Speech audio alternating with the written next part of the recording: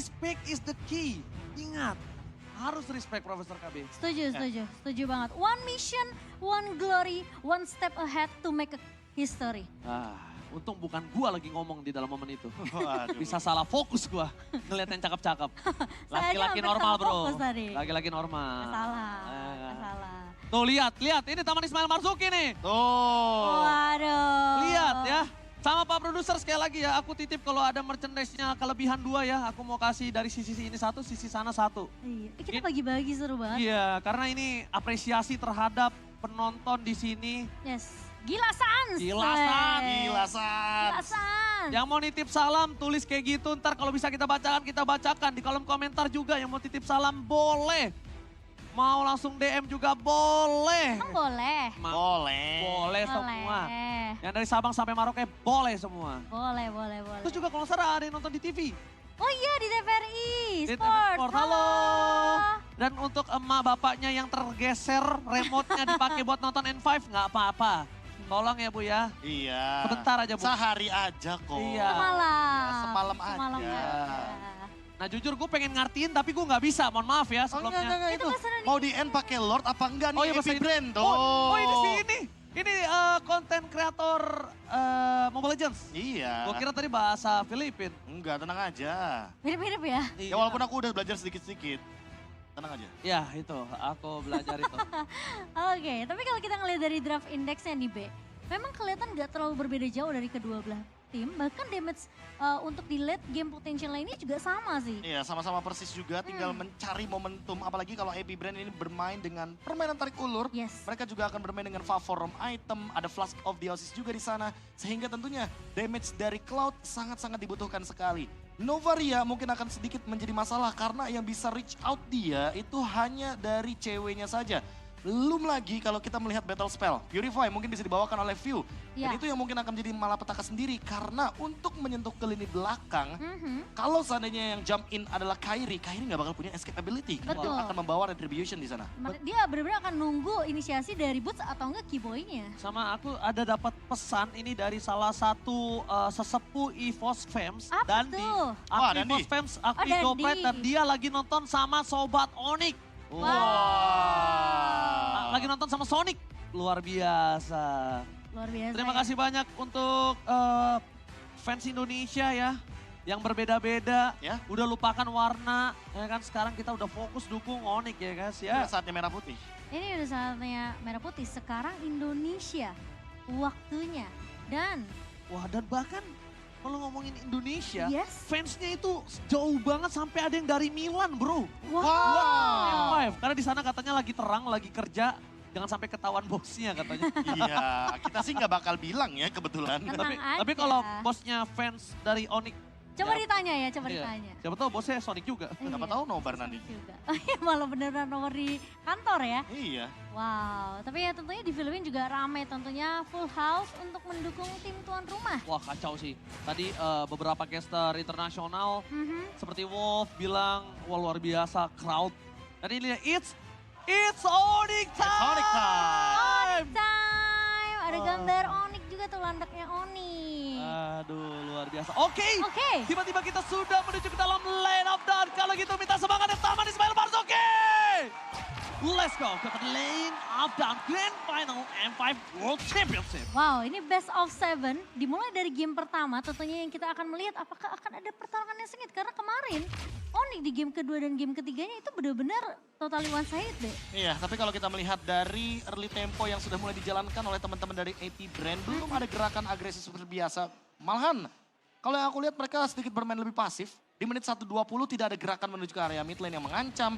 Malah sekarang gerakannya menuju ke area dari XP lane. Yang tentu sedikit mengancam untuk Boots juga. Ketika kita melihat Kairi pun sudah mencoba untuk mengcover secepat mungkin di sana. Oh iya, dan sementara dari cewek pun sepertinya akan mau nggak mau harus agak sedikit bermain bersabar nih. Melihat juga memang dengan match up-nya dari Super Marco sendiri dan Kairi. Sementara di area mid nih Keyboy bakal coba untuk menahan pergerakan dari dua pemain di area mid sembari memang melihat dari seorang Sans yang akan mencoba untuk melakukan rotasi bersama dengan seorang Boots. Oke, kemungkinan besar akan ada massive team fight dari bottom lane. Karena kita tahu Turtle tidak akan dilepaskan oleh para pasukan dari AP Brand. KLTZ berada di level 4. Dan di depan sana punya Ogun juga masih berada di level 3. KLTZ mencoba melakukan zoning out. Fokus ke belakang dari Sensing Bruce. Depan Retribution from Kyrie. Berhasil mendapatkan turtle. Meanwhile, di bottom lane. Sas berhasil bersetuju seorang view. Dan KLTZ akan menjadi korban keganasan dari sosok seorang Boots. Meanwhile, KLTZ. Dia benar-benar coba untuk melakukan zoning out dan mendapatkan 1 poin atas Boots. 1 poin kembali didapatkan. 3 di tangan AP Brain. Wah, memang berhasil untuk mengincar ke arah view, tapi 3 pemain dari tim Onyx harus tumbang, Profesor KB. Ya, masalah utamanya adalah ketika kita melihat dari emblem pemilihannya Flaptizi, dia membawakan Infurage. Jadi akan selalu ada adaptive damage per 5 detiknya yang akan ditimbulkan dari kubu AP Brand. Dan hal tersebut yang membuat mungkin kalkulasi dari teman-teman Onyx agak sedikit miss. Dan bahkan kalau kita melihat sekarang dari first turtle yang didapatkan, itu menjadi keuntungan yang bagus. Namun tinggal di-convert aja nih, menjadi keuntungan apa? Setelah 2 menit ke depan. Ketika kita berbicara bagaimana AP Brand mencari atau menukarkan dari segi point kill, berarti mereka ingin mencoba untuk build up individualnya terlebih dahulu juga. Oh iya, karena harus sempat terkehilangan 3 pemain, tapi kali ini lihat Keyboy bakal coba untuk menahan KLTZ dan bakal coba di follow up. Sedangkan dengan ada view melakukan Astral Echo karena soul plane, informasi akan cukup terdeteksi dan akhirnya mereset adalah sebuah jawaban. Dan Sans sepertinya masih pede dengan adanya satu buah Circling Eagle yang memang sudah di-copy dari sisi seorang Ogwen. Dan pergerakan dari cewek kali ini benar-benar dibatasi oleh AP Brand. Ini gerakan yang sangat-sangat agresif sekali kalau dari Super Marco. Secara individual dia pun menangin banget match up melawan Cloud loh. Jadi sudah sangat wajar kalau seandainya cewek mungkin agak sedikit tertekan. Namun kali ini penekanannya berbeda. Lihat rotasi yang dilakukan 4-man move dari AP Brand menuju ke area dari Goblin. Dan itu membuat Keyboy sedikit tertekan. Oke, kalau ngomongin Keyboy tertekan, ini bukan pertama kalinya. Ingat, Keyboy nggak dikasih main, 0-5. Tenang, sabar. Apa yang kalian lihat, gue juga lihat kok. Santai ya. Santai, Tenang teman-teman, tenang ya. Tepuk tangan dulu dong. Oke, santai, tenang. Tenang teman-teman, karena apapun yang kita lihat sekarang ya. Itu juga yang kalian lihat, tuh kan. Balik lagi. Balik lagi kan, oke kita menuju ke arah turtle ya sekarang ya. Aman ya teman-teman ya. Oke. Tenang. Menuju ke arah turtle, Momo-chan. Yes. Wilson sudah punya juga Streaking Eagle. Tapi yang cukup berbahaya adalah di mana posisi dari Keyboy kali ini akan coba bisa mendapatkan ke depan. KLTZ menutup pergerakan dari Star Boots. FlapTZ seperti biasa akan mengusir Boots dan sekarang mau dibuka begitu saja Ogwan dengan adanya Matilda dan penalti zone board defensif yang tahu. My God, view berhasil mendapatkan 1 poin kill. Meanwhile Keyboy juga mengeluarkan flickernya for defensive. Keuntungan yang melimpah di tangan dari AP Brain. Iya, sepertinya dari Onyx akan coba untuk merelakan turtle yang kedua kembali lagi jatuh ke tangan dari AP Brand. Karena posisinya tadi benar-benar mereka fokus banget untuk memisahkan Boots ini supaya nggak keluar penalty zone untuk inisiasi. Dan sebenarnya dicari sama AP Brand ini adalah point kill. Sebenarnya mereka semuanya punya damage. Ada Novaria dan bahkan ada Tamus. Bahkan untuk mengganggu ke arah Keyboy aja, mereka tuh nggak mau kalau Keyboy ngelakuin inisiasi. Makanya flicker Keyboy ini bakal ditandain banget. Dan Keyboy harus save the flicker karena itu satu-satunya pembuka. Sehingga nanti dari teman-teman AP Brand akan ter-outplay.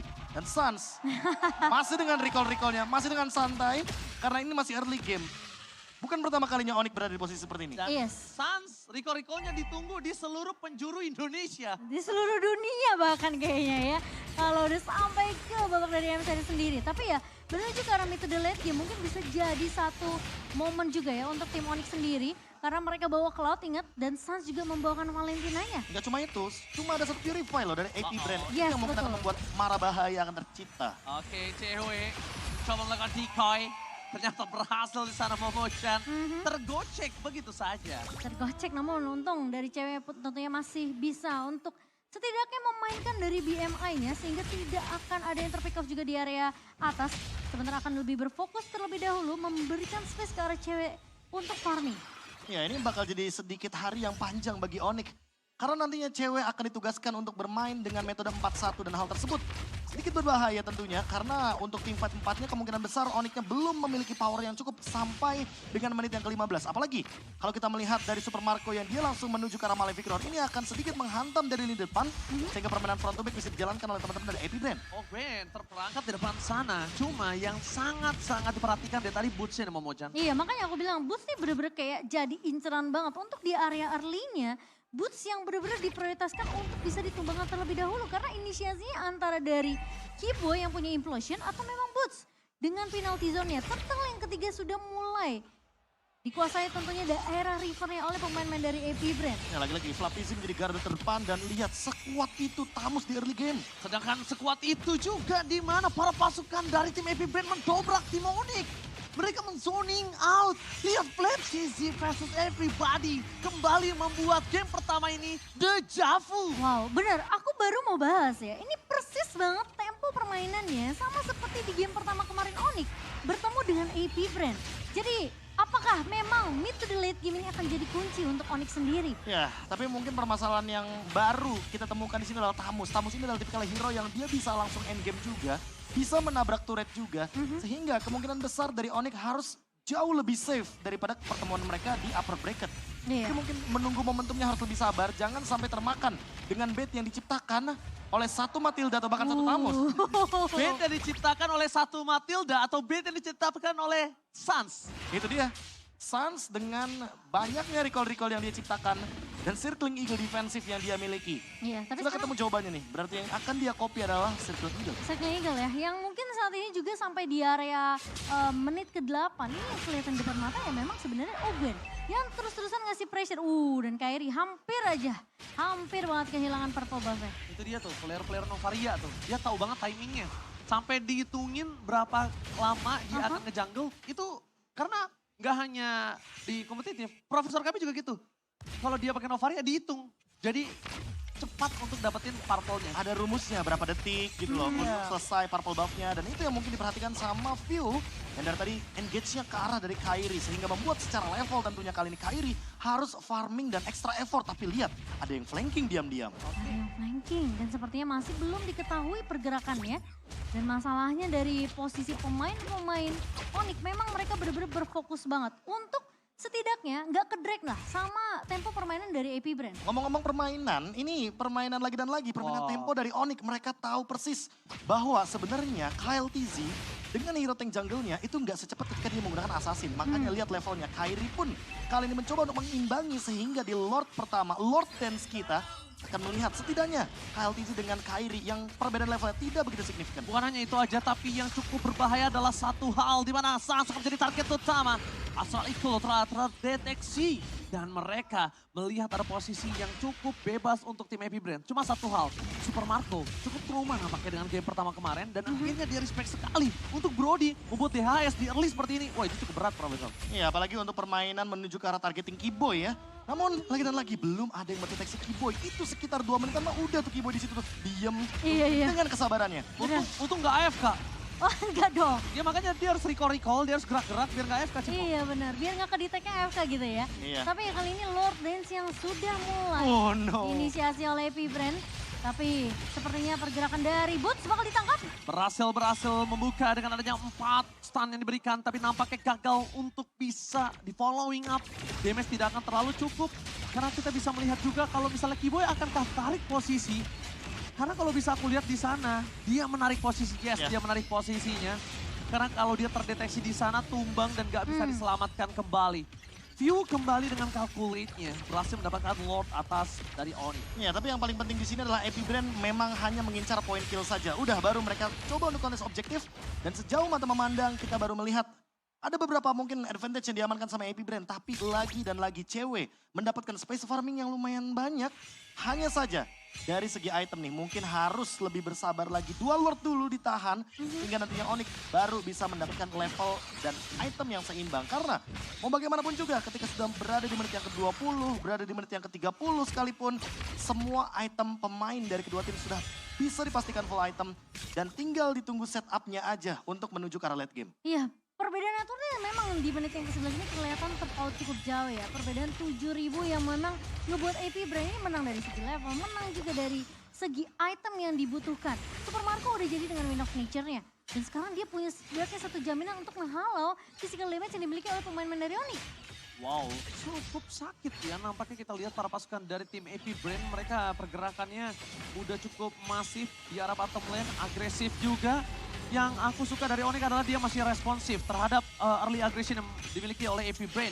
Tapi dengan adanya clear minion yang sangat cepat membuat para pasukan dari Onyx, mereka berhasil mempertahankan base turret mereka dengan early aggression yang diberikan oleh Lord mereka. Iya, tapi Super Marco sepertinya mau coba untuk melakukan poke damage aja ke arah seorang Kairi. memang dari Onyx seperti game pertama kemarin mereka benar-benar bermain cukup sabar. Jangan sampai dengan 5 poin kill yang didapatkan sama AP Brand ini bertambah nanti dari setiap menitnya, Be. Ya lagi-lagi kalau kita berbicara bagaimana pemilihan hero dari AP Brand yang bisa melakukan hit adalah Brodinya saja terutama. Dengan range yang cukup jauh dan itu pun attack speednya nggak begitu tinggi. Makanya dia solusikan dengan menggunakan Demon Hunter Sword. Tapi kalau kita melihat tadi pemilihan dari Kairi, dia pun menuju ke arah dari Quality Armor. Dia tahu kalau Super Marco dengan satu basic attack-nya ini akan menimbulkan sebuah efek damage yang begitu tinggi. Dan Sans, dia juga melakukan tindakan preventif. Dia tahu nih dia lagi lose condition, makanya dia menuju ke arah Winter Truncheon dan cewek sudah perlahan-lahan memiliki damage yang cukup untuk setidaknya menumbangkan Ogwen. Walaupun Ogwen dalam keadaan menggunakan Circling Eagle. Itu dia, ketika pilot dari Ogun sedang melakukan penerbangan di sekitar cewek, ini akan menjadi keuntungan untuk dia. Kenapa? Stackingnya tetap jalan. Iya. Dan pasifnya tetap bisa dimainkan. Itu yang diuntungkan. Kenapa? Karena nanti semakin lama Ogun di atas, dia bisa tumbang sendiri. Dan kalau misalnya Ogun pun pulang, kerugiannya ada dua. Nggak ada ultimate, Yes. nggak bisa nge-zoning out berarti tandanya. Dan yang kedua, ternyata sebelum kita bahas itu ada dua tim fight yang cukup berbeda. Kaltisi dan juga Flap TC. Kyrie ditahan begitu saja. Dan bahkan Keyboy di depan sana mencoba melakukan konsep kami. Plus Keyboy! Blessing dan from cewek, damage masih belum cukup para pasukan dari tim Onyx. Mereka gagal untuk mendapatkan momentum dengan power of memory. With Truncheon dari Sans mencoba menghindari damage yang diberikan. Tapi lihat, Onyx dengan momentum dari Keyboy mereka gagal mendapatkan karena belum cukup untuk damage. Dengan adanya 9.000 gold difference, mereka tidak akan bisa untuk menumbangkan dengan instan. Wow, ternyata cewek masih butuh sedikit waktu lagi untuk memberikan damage. Tapi Oh apakah my ini god, di base-nya terbuka dengan sangat bebas. Fokus dari Super Marco akan melihat apapun terjadi dengan game pertama. Di tangan dari Epic Brain Onyx.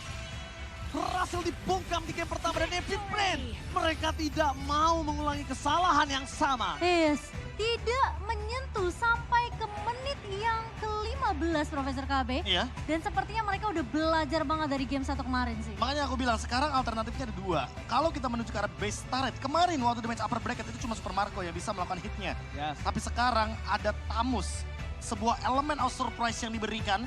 Dan ini satu hero lagi nih yang muncul selain kemarin kita melihat Glue dari Flap TZ. Sehingga pemilihan hero tersebut ya mungkin belum diekspektasikan oleh teman-teman dari Onyx. Dan pressure tersebut yang membuat bagaimana early game dan early tempo dari Onyx sedikit patah. Dan Epic Brand memang harus kita akui kalau di bawah 18 menit mereka akan selalu bermain seperti ini. Yes, benar banget itu dia. Mereka sadar akan kesalahan mereka di game pertama di upper bracket final. Early game gak akan dikasih ke arah Onyx. Dan bahkan late game juga jangan sampai Onyx